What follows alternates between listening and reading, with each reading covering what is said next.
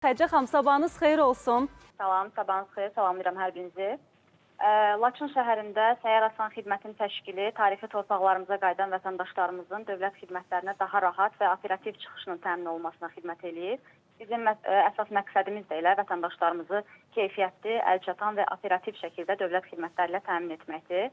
Laçın şəhərində Səhər Asan Xidmət 27 iyul tarixindən etibarən fəaliyyətə başlayıb və 30 iyul tarixinədək vətəndaşlara xidmət göstəriləcək. Bu çərçivədə vətəndaşlar şəxsiyyət vəsiqələrinin verilməsi və dəyişdirilməsi, sürücülük vəsiqələrinin dəyişdirilməsi, vətəndaş pasportlarının verilməsi və dəyişdirilməsi, vətəndaşlıq vəziyyəti aktlarının dövlət qeydiyyatı, notariat xidmətləri, əmlak xidmətləri və əmək pensiyalarının təyin edilməsi ilə bağlı xidmətlərdən yararlanmaq üçün Səhər Asan Xidmət avtobusuna Laçın şəhərindən müraciət edə bilərlər.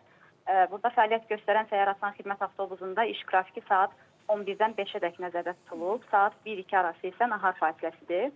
Bunu nəzərə alaraq yaxınlaşmalar tövsiyə olunur vətəndaşlarımıza. Onu da qeyd edeyim ki, indiyədək işğaldan azad olunmuş ərazilərdə Zəngilan rayonunun Ağalı kəndində, Ağdərə rayonunun Talış kəndində, Cəbrayıl rayonunda və Xankəndi şəhərində keçirilən səyyar xidmətlər çərçivəsində 1500-ə yaxın vətəndaşın müraciəti qeydə alınıb.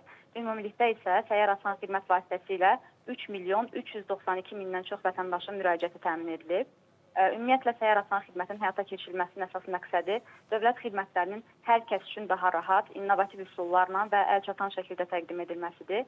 Bu xidmət vətəndaş məmnunluğunu təmin etməklə yanaşı, dövlət xidmətlərinin daha geniş kütləyə, sürətli və bərabər şəkildə çatdırılmasına imkan yaradır. Xədicə xanım, təşəkkür edir ətraflı məlumat üçün.